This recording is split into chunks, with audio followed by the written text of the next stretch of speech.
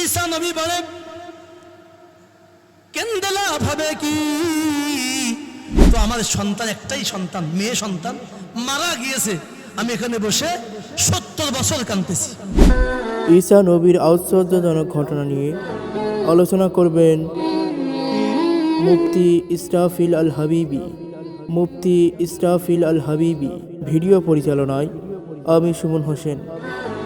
আমি মরণকেই ভুলে গিয়েছি, আমার যে মরতেই হবে এটা আমার মনেই পড়ে না, আমি যে বাঁচবো না এটা আমার মনেই পড়ে না।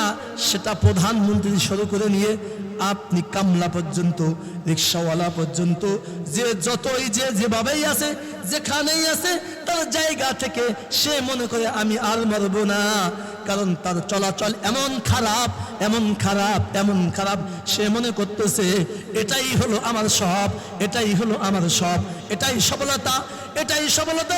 আল্লাহ বলেন বান্দা কদ আফলাহা মান যাক্কাহা, আল্লাহ বলেন কদ আফলাহাল মুমিনুন। অন্যটা আল্লাহ বলেন কদ আফলাহা মান যাক্কাহা।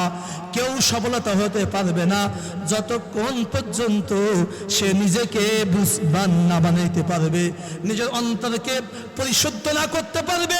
এ বন্ধু, আপনার বয়স 80 বছর, আপনার বয়স 70 বছর, কিন্তু আপনি বুড়ো হয়েছেন, আপনার পা বুড়ো হয়েছে, চোখে দেখেন না তেমন, হাতও কাজ করে না। কিন্তু যদি কোনো ভালো একটা মেয়ে যায় আপনার সামনে দিয়ে, আপনি ডাক দিয়ে বলেন এই খুকি তোর বাড়ি কোথায়, তোর বাবার নাম কি, বন্ধু বুঝাইতে চায়। এই যে কথাটা আপনি বললেন, আপনি বুড়ো হয়েছেন, আপনার যৌবন বুড়ো হয়েছে, কিন্তু আপনার অন্তর বুড়ো হয় নাই, আপনার এই যে কলব বুড়ো হয় নাই, আপনার গুনাহ করতে মন চায়। এই কথা বলেন নাই, গুনাহ করতে মনে চায়। এজন্যই তো 70 বছরের বৃদ্ধাকে গতকাল গ্রেপ্তার করেছে। আজীব অবস্থা, মসজিদে বলার মতো পরিবেশ না। যেমন অবস্থা যে আজকে সে আল্লাহকে না পাওয়ার কারণে, আল্লাহকে না বোঝার কারণে, শরীয়তকে না মানার কারণে তার অবস্থা এমন হয়েছে। যেমন হায়ানাত, যেমন একটা গরু যেমন বোঝে না, আশরাফুল মাখলুকাত হিসেবে সেও বোঝে না। বলেন নাউজুবিল্লাহ, আটু জোরে বলেন নাউজুবিল্লাহ। কেমন অবস্থা জানেন? একটা ইজি বাইকে একটা মুরব্বী উঠছে, বয়স 70 প্লাস অথবা মাইনাস, আরেকটা মেয়ে উঠছে, ছোট মেয়ে, অথচ সে এমন আচরণ করেছে, অনেকেই দেখেছেন, সেটা হলো একটা জানোয়ারের আচরণ। তাই গ্রেপ্তার করা হয়েছে। কারণ কি জানেন? মান ক্বাবল কদ আফলাহা মান যাক্কাহা। সে আসলে মুসলমান, দাড়ি মুখে আছে, আসলে মুসলমান সে, কিন্তু তার নফসকে সে এখনো পরিবর্তন করতে পারে না। কি মনে করছেন নফসকে সোজা করা অত সহজ? এমনি কে পীর সাহেবের কোলে কাজ গিয়ে 5 বছর বসে থাকতে হয়? এমনি কে পীর সাহেবের সবক নিতে হয়? এমনি কি মুরব্বীকে মানতে হয়? আল্লাহ তাআলা এত কঠিন হুকুম, এত কসম, যে নিজের আত্মাকে পরিশুদ্ধ করার ক্ষেত্রে অন্য কোন বিষয় আল্লাহ করেননি। আল্লাহ বলতেছেন ওয়াশ-শামসি ওয়া দুহাহা ওয়াল কমারি ইযা তালাহা ওয়ান নাহারি ইযা জাল্লাহা ওয়াল লাইলি ইযা ইয়াগশাহা ওয়াস সামাই ওয়া মা বানাহা ওয়াল আরদি ওয়া মা তুহাহা ওয়া নাফসিন ওয়া মা সাওয়াহা ফালহামাহা ফুজুরাহা ওয়া তাকওয়াহা ক্বাদ আফলাহা মান যাক্কাহা। আল্লাহ 7 বার কসম কে বলে, এত কসম পবিত্র কোরআনের মধ্যে আর নাই। 7 বার কসম কে বলে যে এই তুমি তো সফল কাম, কদ আফলাহা মান যাক্কাহা। ওই মুসলমান, ওই ব্যক্তি, ওই হাজী সাহেব, ওই কাজী সাহেব, ওই নেতা, ওই খেতা, ওই ইমাম, ওই খতিব, ওই ওয়াইজিং, ওই মুফতি, ওই মুহাদ্দিস সফল কাম হয়েছে, যে কদ আফলাহা মান যাক্কাহা, যে তার অন্তরকে পরিশুদ্ধ করতে পারছে। বলেন সুবহানাল্লাহ। কার কথা? এমনি মনে করেছেন গুনাহ করতে মন চায়? শুধু গুনাহ করতে মনে চায়? আপনি বুড়ো হয়ে গেছেন, আপনি শুয়ে শুয়ে গুনাহ করেন। কারণ কি বন্ধু, আপনার আমলের দাম নাই, আপনার ইবাদতের দাম নাই, যদি আপনার এই ইবাদতটা অন্তর থেকে না হয়। কোন জায়গা থেকে? আমি বিশাল বড় হুজুর, আমার মানুষ বিশাল দাম দেয়, কিন্তু যদি এটা মালিকের জন্যে আল্লাহ আপনি আমাকে সম্মান দিয়েছেন, কে? একটু আসতে বলেন, কে? আমাকে জীবন দান করেছেন আপনি, আমাকে মানুষ ভালোবেসে চেয়ার দেয় রে মালিক। আপনি কিন্তু আমার উপর অসন্তুষ্ট হয়েন না। যদি আপনি অন্তরকে পরিশুদ্ধ বানাইতে পারেন আপনি সফল কাম। আল্লাহ কসম খাইছে কয়টা? কিন্তু আপনি সারাদিন চা খাবেন, বক বক করবেন, টিভি দেখবেন, মসজিদে আসবেন না, আলেমের সামনে বসে আপনি কবরের জন্য প্রস্তুতি নেবেন না, আপনার সন্তান জন্মে ভাতি দিবে না, আপনি এলাকায় তো মানুষ আপনাকে এমনি গালিগালাজ করবে। যদি আপনি আল্লাহর সাথে সম্পর্ক করতে পারেন, খোদার কসম বলে যায় এ বন্ধু, আল্লাহ রাসূল সাল্লাল্লাহু আলাইহি ওয়াসাল্লামের প্রতি আল্লাহ তাআলা তাহাজ্জুদকে ফরজ করেছিলেন, করেছিলেন। কিন্তু আপনি আমি যদি প্রশ্ন করি, হুজুর ফরজই পড়ি না, জুমাইতে আসি না, আমার তাহাজ্জুদ সুন্নতটাই পড়া লাগে না। এখন ইউটিউবে বক্তা, ইউটিউবে ফতোয়া, মুফতি সাহেব বলতেছে ইউটিউব, হ্যাঁ ফেসবুক বলতেছে ও সুন্নতই পড়া লাগে না। এবার যাইতেছিলাম মউত কেমন, হযরতে ঈসা ইবনে মারিয়াম, কি নাম? হযরত ঈসা আলাইহিস সালাতু ওয়াস সালাম পথে হেঁটে যায়, একজন মহিলা কবরের পাশে দাঁড়ায় দাঁড়ায় কাঁদতেছে। বলেন সুবহানাল্লাহ, একটু জোরে বলেন সুবহানাল্লাহ। জবান দিছেন কে? এই সুবহানাল্লাহ বলে গুনাহ হয়, এর সওয়াব হয়, জান্নাতের মধ্যে একটা গাছ হবে। আমি ফজিলত বলতে বলতে গিয়ে বলছিলাম সুলাইমান নবীর তখ্ত ছিল 3.5 কিলোমিটার লম্বা, আর চওড়া ছিল 2 গজ 4 হাত, স্বর্ণ দিয়ে। কি দিয়ে? এটা দান করলে, আল্লাহ দান করলে, বিসি দান করলে যে সওয়াব হয়, এর থেকে কোটি গুণ সওয়াব হয় সুবহানাল্লাহ বললে। বলেন সুবহানাল্লাহ। তো বলতেছিলাম ঈসা নবী বলতেছে, মা কান্দেন কেন? বলে আপনি কে? বলে আমি ঈসা। বলে বাবা আমি কাঁদতেছি, কেন্দ্রে শোনা বা শুনে লাভ বা কি হবে? তো আমার সন্তান, একটাই সন্তান, মেয়ে সন্তান মারা গিয়েছে, আমি এখানে বসে 70 বছর কাঁদতেছি, কোন জায়গাতে আসছে 150 বছর কাঁদতেছি। ঈসা নবী বলে কেন্দে লাভ হবে কি? মা বলে ওগো ঈসা, আমি আপনার সম্পর্কে জানি, যদি আপনি ডাক দেন তাহলে আমার মেয়ে আমার সাথে কথা বলার ক্ষমতা আল্লাহ দান করবে। বলেন সুবহানাল্লাহ। ঈসা নবী বলেন তাহলে কি আপনি আপনার মেয়েকে দেখে কাঁদবেন না তো? আপনি আবার যাওয়ার অনুমতি দিবেন তো? বলে এক নজর দেখতে চাই। ঈসা নবী তার লাঠি দিয়ে বললেন কুম বিইজনিল্লাহ। বলার সাথে সাথে ওই মেয়েটা দাঁড়ায় গেছে, দাঁড়ায় গিয়ে কাঁপতেছে, ঝড়ের মতো কাঁপতেছে। এই খেয়াল করেন কি করতেছে? ঝড়ের মতো কাঁপতেছে।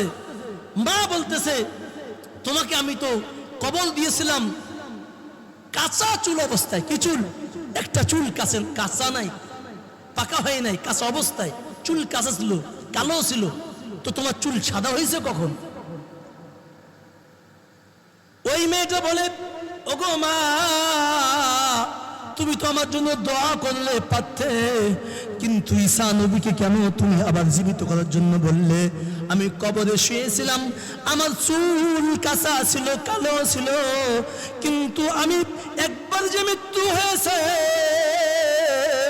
এই মৃত্যুটা আমি না জানি। ইসরাফিল আলাইহিস সালাম আমাকে আবার ডাক দিয়েছে হাসরের জন্য। এই টেনশনে, এই ভয়ে আমি চিন্তা করতে করতে উঠতে উঠতে এই যে কয়েক সেকেন্ডের মধ্যে আমার চুলগুলা সব সাদা হয়ে গেছে প্রেশানে। বলেন সুবহানাল্লাহ। বলতেছে ওগো মা, নবী ঈসাকে বলে দাও আল্লাহ যেন আমাকে আবার দ্বিতীয়বার ইন্তেকাল করানোর জন্য আজরাইলকে না পাঠায়, কারণ আমি যে মৃত্যুবরণ করেছি এই যে 100 বছর প্রায়, এই বছরের মধ্যে আজরাইল আমার থেকে যে জানটা নিয়ে গেছে, এই জানের যে নিয়ে যাওয়ার কষ্টটা এখনো পর্যন্ত আমার শরীর থেকে এখনো যায় নাই। বলেন সুবহানাল্লাহ। আল্লাহ বলে আল্লাযী খালাকাল মাউতা ওয়াল হায়াতা লিয়াবলুয়াকুম আইয়ুকুম আহসানু আমালা। তোমাদেরকে আগেই মৃত্যু দিয়েছিলাম, আমি জীবন দান করেছি, আবার মৃত্যু দিব। মিনহা খালাকনাকুম ওয়া ফিহা নুঈদুকুম ওয়া মিনহা নুখরিজুকুম তারাতান উখরা।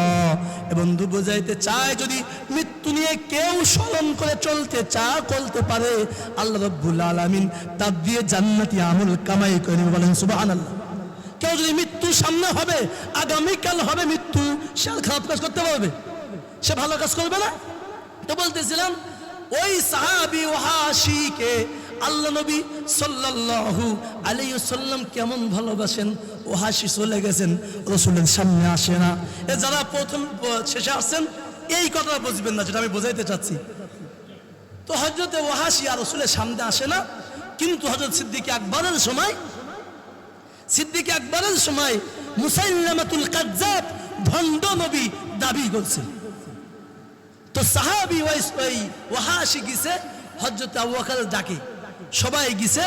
যাওয়ার পরে ওয়াহাশি ওই মুসাইলামাতুল কাজ্জাব তো তার ঘরের মধ্যে 20 ফুট উঁচু তাসুল, যাওয়ার মতো ক্ষমতা নাই। তো মুসাইলামাতুল কাজ্জাবের বাড়ি দেখে এই ওয়াহাশি বলতেছে, বন্ধুরা আমাকে তোমরা একটা দড়ি দিয়ে উপরে তুলে দাও, দড়ি আমার মাজার মধ্যে রাখো, আমি যেন ওপারে যাইতে পারি। সাহাবীরা বলে তোমাকে তো ইন্তেকাল তুমি হবেই, তোমাকে তো মুসাইলামাতুল কাজ্জাব হত্যা করবে। বলে হত্যা করলেও কি হবে, আমি যাইতে চাই। ওয়াহাশি গেলেন, যাওয়ার পরে মুসাইলামাতুল কাজ্জাবকে নিজ হাতে হত্যা করলেন। বলেন সুবহানাল্লাহ। হত্যা করার পরে উনি বলতেছেন আল্লাহকে ডাক দে, আল্লাহ আমি সব থেকে খয়রুন নাস কতালতু খয়রুন নাস, আমি সবচেয়ে পৃথিবীর ভালো মানুষকে আমি হত্যা করেছিলাম, আমির হামজাকে। আর কতালতু শাররান নাস, পৃথিবীর সব থেকে নিকৃষ্ট মানুষটাকে আমি হত্যা করলাম। আল্লাহ আপনি সাক্ষী থাকেন, আমরা রাসূল যেন আমার উপরে সন্তুষ্ট হয়। বলেন সুবহানাল্লাহ। ইতিহাস প্রমাণ করে ওয়াহাশি ঘুমাইছে।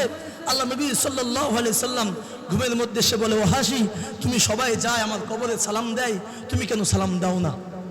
ওয়াহাশি বলে, ইয়া নবী আল্লাহ, আপনি আমাকে নিষেধ করেছিলেন, আপনি হায়াতুন নবী, আপনি দেখতে পান কে আপনার কবরে সালাম দেয়, কে আর আপনার সাথে কথা বলে। আপনি আমাকে সামনে যাইতে নিষেধ করেছিলেন, আপনি মৃত্যুর পরে আমি যদি আপনার সামনে গিয়ে আপনাকে সালাম দেই তাহলে আপনি অসন্তুষ্ট হয়ে যাবেন, কারণ তো আপনি আমাকে নিষেধ করেছিলেন। আল্লাহ রাসূল বলেন, ওয়াহাশি এই নিষেধটা আমি আর আজ থেকে রাখলাম না, কারণ তুমি মুসাইলামাতুল কাজ্জাব ভণ্ড নবীকে তুমি হত্যা করেছো। ওয়াহাশি এসো আমার বুকের মধ্যে আসো। বলেন সুবহানাল্লাহ।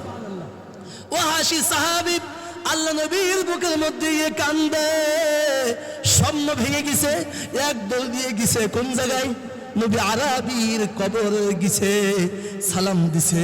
আল্লাহ নবীর সাথে ওয়াহাশির সালাম হয়েছে। বলেন সুবহানাল্লাহ।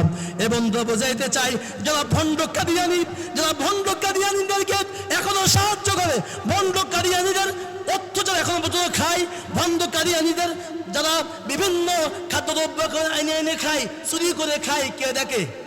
এ বন্ধু ওই ভণ্ড নবীর গ্রুপ ওই কাদিয়ানীদের সাথে যদি সম্পর্ক রাখেন, খুশি হবে কে? অসন্তুষ্ট হবে কে? আল্লাহ রাসূল নারাজ হবেন, আল্লাহ নারাজ হবেন।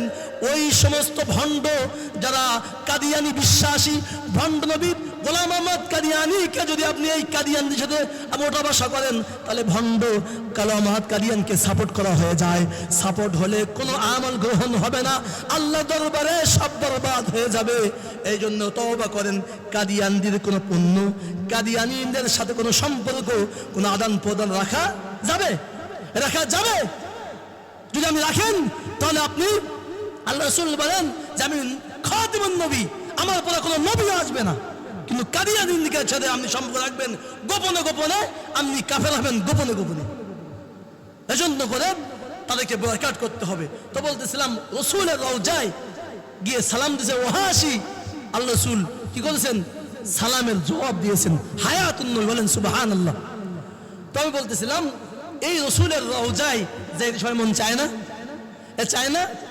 তো আলহামদুলিল্লাহ, আসলে আমি আগে পর্যন্ত বলি নাই, তো 2 জুলাই আমি সহ আমার পিতা সহ, কোনো টাকা নেই আমার কাছে, কিন্তু আমি 2 জুলাইয়ের জন্য পাসপোর্ট জমা দিয়েছি। আমার শাহাদত ভাই আছে, যদি কেউ যাইতে চান অল্প খরচে